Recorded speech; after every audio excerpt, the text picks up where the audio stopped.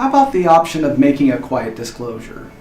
Some advisors are proponents of quiet disclosures. This includes CPAs and attorneys. I'm not. Let me tell you why. First of all, a quiet disclosure is where you go back and you just file amended returns to pick up the foreign income that was omitted on your U.S. domestic returns. A quiet disclosure may even include going in and filing delinquent FBARs. It may not, depending on the advisor's advice.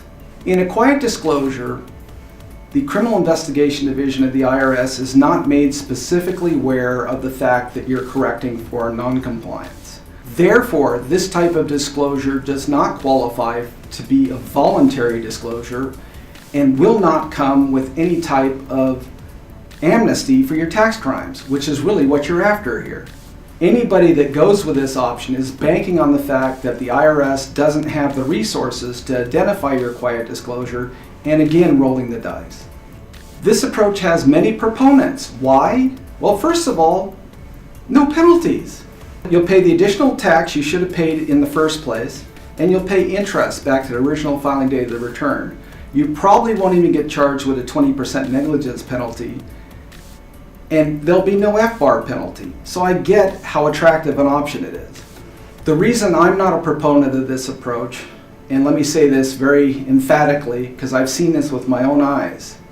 At the ABA Crim Tax seminar that I go to every year, the highest people in the government out of the tax division of the U.S. Department of Justice have stood up and said, we will take a quiet disclosure as an additional badge of fraud as to the offshore activity, and we will criminally prosecute those we catch making quiet disclosures.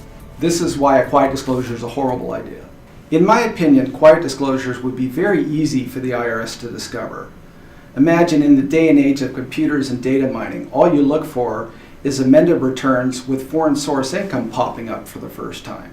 Here's the pattern I'd be looking for. You have a current year return that properly reports for the first time offshore foreign sources of income. Then you receive 2 or more amended returns where foreign income pops up for the first time. You could set a computer to look for that pattern and pop every single one of these folks.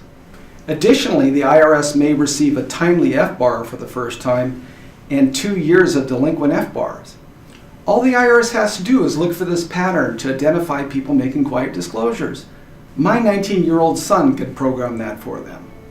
If you're watching this video and it's making you very nervous because you've done a quiet disclosure, it's not too late. If we get to the government before they discover it, you'll still get an amnesty, a pass on criminal prosecution.